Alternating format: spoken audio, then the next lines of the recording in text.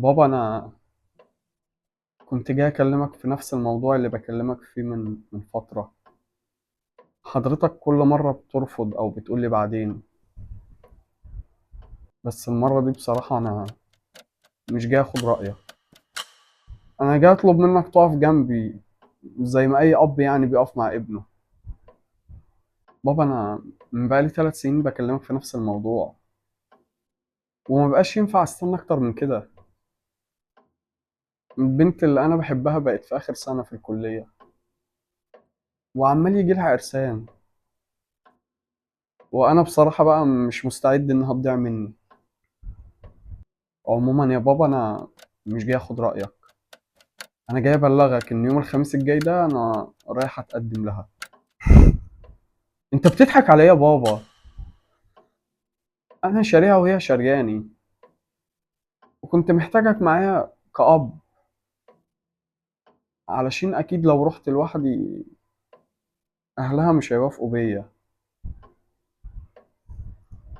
بابا، هو انت ما بتردش ليه؟ وكتير عليا مره واحده اكون صاحب القرار؟ كتير عليا افرح باختياري لو مره واحده في حياتي؟ خلصت؟ قلت الكلمتين اللي عندك؟ اسمع بقى يا ابني، الكلمة اللي قلتها لك من سنة هقولها لك النهاردة تاني، وهقولها لك كمان 10 سنين. جواز من بره العيلة مفيش. وفر مشوارك، أنا مش هروح في حتة وأنت كمان مش هتروح في حتة. ازاي يا بابا؟ انا اديتهم كلمة. كلمة؟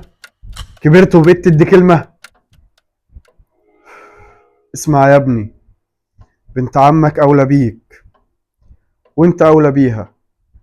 هي لحمنا ودمنا، وعارفين أصلها وفصلها، مش زي البنت اللي أنت ماشيلي معاها. وأنا قلت كلمتي وخلاص، الموضوع ده اتقفل وما تفتحوش تاني. اتقفل بالبساطة دي؟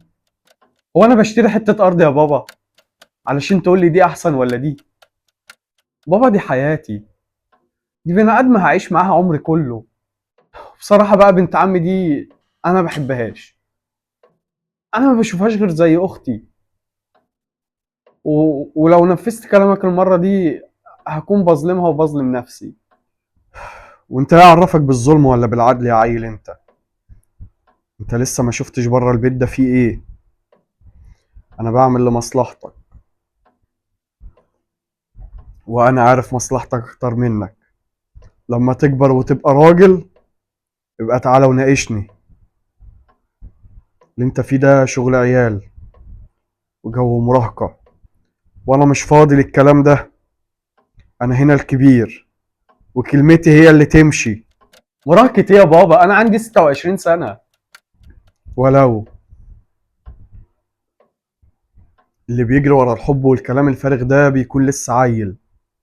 يا عيل. انا مش عيل يا بابا، انا مش عيل. كفاية بقى الكلمة دي. انا عشت عمري كله بحاول ارضيك، بعمل لحضرتك كل حاجة انت عايزها، وحضرتك المتحكم في كل حاجة، اكلي وشربي ولبسي، حتى اماكن الخروج كنت حضرتك اللي بتختارها. ولما كبرت وبقيت في ثانوية عامة ما كانش همك اي حاجة غير اني اجيب مجموع عالي علشان اخش الكلية اللي حضرتك عايزها. ما كانش همك نفسيتي، ما كانش همك انا مضغوط قد ايه. كل ما تشوفني تقول لي ذاكر، وفعلا جبت لحضرتك المجموع اللي تفتخر بيه، ودخلتني كلية انا كارهها علشان حضرتك تتفشخر بيها على اصحابك. وبعد ما خلصت قلت لك يا بابا انا عايز اسافر، عندي طموح. قلت لي لا، هتقعد هنا وتشتغل معايا. وقعدت واشتغلت مع حضرتك ودفنت طموحي بايديا علشان ارضيك. بابا، انا بقالي 26 سنه باخد اوامر بس. حضرتك عمرك ما سالتني انت عايز ايه، عمرك حتى ما قلت لي انت مبسوط ولا لا. كنت بعمل لحضرتك كل حاجه انت عايزها. سيبني بقى لو مره واحده اختار على الاقل الانسان اللي هعيش معاها. اه، بدات تقلب عليا المواجع وبتعايرني انك بتسمع كلامي. طيب يا سيدي، كتر خيرك. لا، وكمان عايز تختار؟ وبصفتك ايه تختار؟ انت لسه ما بقتش راجل علشان تختار. طول ما انت عايش في البيت ده بتاكل وتشرب وبتنام ببلاش، يبقى انت لسه ما بقتش راجل، انت لسه عيل. يا عيل. الراجل اللي بيختار هو الراجل اللي شايل نفسه وشايل بيته، مش واحد عايش عالة على ابوه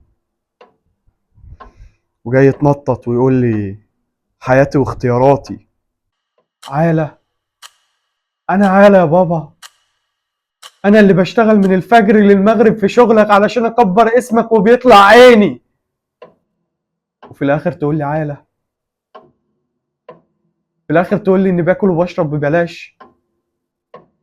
انا بدفع تمن كل ده من عمري ونفسيتي. انت ما بتصنعليش مستقبل على فكرة. انت اهم حاجة عندك ان اكون نسخة منك. ما عنديش قلب ولا عقل ولا روح. انا بني ادم على فكرة يا بابا، من حق اغلط واتعلم واحب واترفض، من حق اعيش حياتي واخد قراراتي. انت عمرك بصيت للموضوع ده من ناحيتي؟ عمرك خدت بالك من الوجع اللي في عيني وانا داخل البيت ده ومجبور على كل حاجة فيه؟ انت اهم حاجة عندك ان كلمتك هي اللي تمشي، حتى اهم من ابنك. وايه كمان؟ مش قلت لك انك عيل؟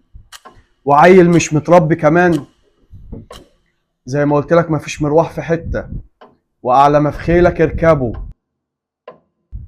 وانا قلت كلمتي، يا بنت عمك يا مفيش جواز خالص. وانت عارف ان عمك شريكي في المصنع، ونص المصنع باسمه، وهي بنته الوحيدة. يعني لما تتجوزها المصنع كله هيبقى ليك. عرفت اني بفكر في مصلحتك. يلا قوم، قوم اقعد في اوضتك وفكر في كلامي كويس لحد اما تعقل وتعرف انك ملكش ملجأ غير ابوك. ابوك اللي انت بتعايره علشان بيدور على مصلحتك. يا عيل. ماليش ملجأ؟ انا كمان كنت مفكر كده، بس خليك فاكر اني لاخر لحظة جيت لك علشان تبارك لي وافضل معاك. بس حضرتك مصر انك تجبرني على حياة انا مش عايزها، ومصر تخليني انفذ اللي في دماغي. وعلى فكرة انا بقالي 3 ايام متردد اني اجي اكلمك علشان متوقع ردة فعلك. بس كويس اني جيت اتكلمت معاك، على الاقل عرفت اجابة سؤال كان بيدور في بالي دايما. بس كنت بقعد مع نفسي كده اسأل، هو ليه مصر قوي اني اتجوز بنت عمي؟ ده لا بيطيقها ولا بيطيق امها ولا بيطيق عمي. اتاري الموضوع نص مصنع. نص مصنع حضرتك عايز تمتلكه، وعقد جوازي انا هو عقد امتلاكك لنص المصنع ده. وفي الاخر تقول لي بس انا بدور على مصلحتك. مصلحتي؟ عموما يا بابا انا حابب اقول لك ان انا من النهارده انا مش تحت طوعك. البيت ده باكله بشربه بفلوسه انا سايبهولك. عايش بقى في الشارع، اجوع، اتبهدل، بس على الاقل هكون انسان حر، مش لعبة في ايديك تتحكم فيها. ولو على نص المصنع اللي خايف عليه قوي كده واهم عندك من ابنك، ممكن تروح تتجوز انت بنت عمي علشان المصنع ما يروحش لحد غريب. سلام يا حاج. حسين، انت اتجننت؟ ولد، ارجع خش اوضتك. حسين، انا بكلمك، ارجع.